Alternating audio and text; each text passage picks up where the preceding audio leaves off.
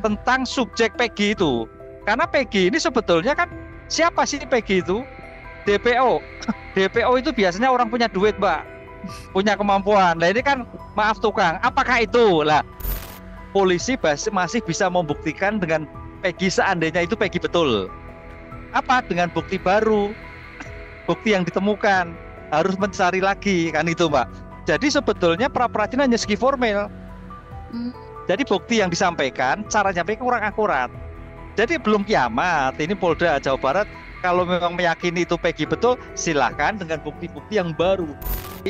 Nol lagi, tapi paling tidak bukti-bukti yang kemarin masih bisa dilakukan, kan itu kan. Ini kan permasalahannya kan ada kesesatan hukum.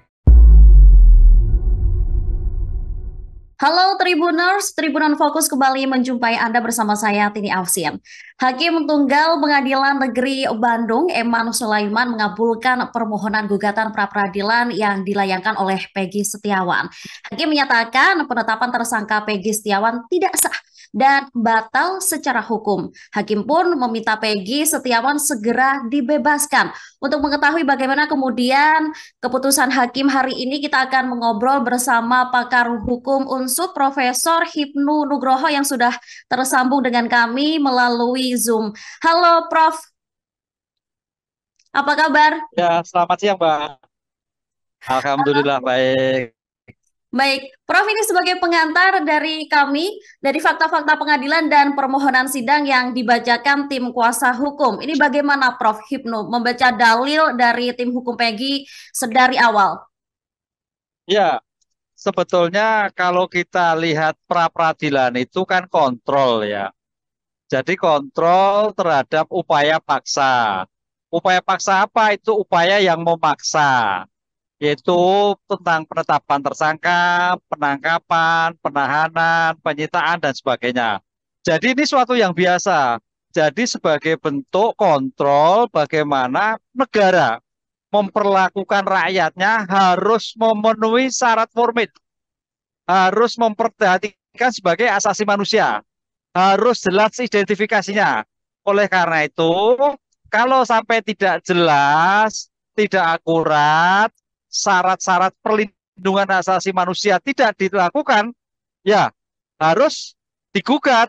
Apa yang disebut pra peradilan? Ini kontrol. Karena apa? Sebetulnya ini maknanya ke depan jangan sampai terjadi kesesatan, mistak, gitu loh, Mbak. Sehingga kalau sampai ini biarkan mistak, ini suatu yang luar biasa. Jadi kontrol ini sebagai langkah awal sebelum masuk pokok perkara. Baik, kalau menurut Prof sendiri, apakah keputusan hakim ini sudah sesuai dengan aturan dalam hukum pidana begitu, Prof? Ya, kalau kalimat lihat kasus ini kan ada dua dimensi. Ya. Dimensi penegak hukum itu bagus, artinya sudah mengedepankan scientific crime investigation. Scientific itu karena apa? Karena sudah 8 tahun yang lalu, Mbak. 8 tahun yang lalu mungkin hilang kan buktinya kan. Tapi scientific ini tampaknya tidak didukung dengan bukti-bukti real yang ada.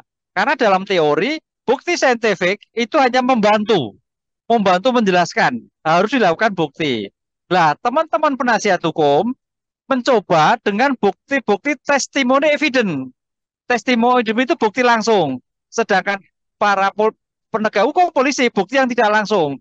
Lah, tampaknya bukti langsung ini yang menjadikan memberikan kedekatan tentang subjek Peggy itu. Karena Peggy ini sebetulnya kan siapa sih Peggy itu? DPO. DPO itu biasanya orang punya duit, Mbak, punya kemampuan. Nah ini kan maaf tukang, apakah itu? Lah, disinilah saya kira hakim melihat dari arah sana gitu. Selain itu tadi, apa yang kemudian bukti langsung yang bisa meyakinkan hakim untuk mengambil putusan membatalkan penetapan tersangka Peggy ini, Prof? Ya, bukti langsung adalah bukti temannya. Satu. Kemudian bukti yang mengarah lah ini. Bukti yang mengarah pembunuhannya itu seperti apa? Paling tidak harusnya Polda ada dokumen. Oh ini loh pisaunya. Oh ini loh guntingnya. Oh ini loh darahnya. Dokumen. Jadi dokumen evidence itu penting. Dokumen evidence itu sebetulnya sebagai cara untuk membuktikan pra peradilan. Tampaknya nggak dilakukan. Lah, kalau seperti ini, betul, memang pra peradilan itu dua alat bukti. Tapi dua alat bukti yang mana? Nah, itu loh. Karena bicara pra peradilan, bukti itu bukti yang relevan. Oh ini loh, ada pisaunya, fotonya ada. Oh ini loh, ada bercanya itu ada. Ini yang kemarin tampaknya Polda tidak mampu membuktikan ke arah sana. Nah, gitu, Mbak. Oke. Kemudian hasil sidang pra peradilan ini artinya seperti apa, Prof? Apakah ini juga meyakinkan bahwa Peggy ini bisa bebas murni dan dinyatakan tidak bersalah dalam kasus pembunuhan Vina? Ya, karena ini sudah dibatalkan, berarti dianggap tidak pernah ada. Hmm. Peggy bebas. Secara teori hukum, betul bebas. Apakah polisi itu berhenti pada di situ? Tidak. Polisi masih bisa membuktikan dengan Peggy seandainya itu Peggy betul. Apa? Dengan bukti baru, bukti yang ditemukan. Harus mencari lagi, kan itu, Mbak. Jadi sebetulnya pra peradilan hanya segi formal. Hmm. Jadi bukti yang disampaikan, cara nyampaikan kurang akurat. Jadi belum kiamat. Ini Polda Jawa Barat kalau memang meyakini itu Peggy betul, silakan dengan bukti-bukti yang baru di luar bukti yang kemarin. Itu kalau kita mengacu pada peraturan Mahkamah Agung, begitu, Mbak. Oke, berarti ini kemungkinan Polda Jabar kalau memang masih berkeyakinan Peggy sebagai tersangka, Polda Jabar masih bisa untuk menuntut kembali dengan bukti-bukti baru Masih, begitu ya, Prof? iya, masih Buya, masih bisa menguatkan caranya, apalagi tentang ini, Mbak, tentang DPO. Hmm. Kan kemarin dinyatakan DPO itu fiktif. Kalau fiktif kan tidak jelas, kan gitu loh. Kalau tidak jelas berarti mekanismenya harus dipanggil dulu. Hmm. Dipanggil karena sebagai bentuk perlindungan itu dipanggil itu sebagai bentuk apa itu penyidikan, serangkaian tindakan untuk mengumpulkan bukti. Lah itu dipanggil mekanisme sebagai bentuk due process of law harus dilakukan. Tidak bisa main asal tangkap. Itu. Kemudian kalau dengan keputusan pra peradilan hari ini, Prof, apakah kemudian bagaimana kemudian nasib kasus Vina? Apakah kepolisian harus mulai dari nol lagi untuk pengusutan kasus ini? Ya, ya, iya, iya, dari nol lagi. Nol Hmm. lagi, tapi paling tidak bukti-bukti yang kemarin masih bisa dilakukan, kan itu kan. Ini kan permasalahannya kan ada kesesatan hukum. Tersangkanya seperti apa? Harus dimulai lagi, karena hukum itu menjadikan terang. Jangan ini menjadikan PR bertahun-tahun, Mbak. Kan sudah 8 tahun. Siapa? Inilah saya kira reputasi Polri, tanggung jawab Polri untuk mengungkapkan perkara yang tuntas, gitu. Hmm. Hmm, hmm. Ini Prof kemudian ini kan kemudian Peggy tidak jadi tersangka, tidak sah tersangkanya. Apa kemudian penetapan tersangka dan pengusutan pada terpidana kasus Vina juga bisa diragukan dengan putusan Peggy hari ini, Prof? Ya, ya dianggap tidak pernah ada, tidak Kalau ada. Jadi batal itu dianggap tidak pernah ada, Pak. Nol kembali. Itu loh. Tapi bukan berarti Peggy lepas. Bukan, bukan. Tapi kalau ada bukti-bukti lain bisa. Makanya pra peradilan itu kontrol, kan saya katakan.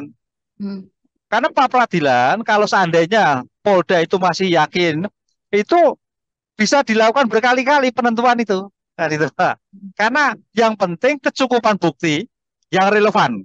Itu kunci hukumnya gitu. hmm.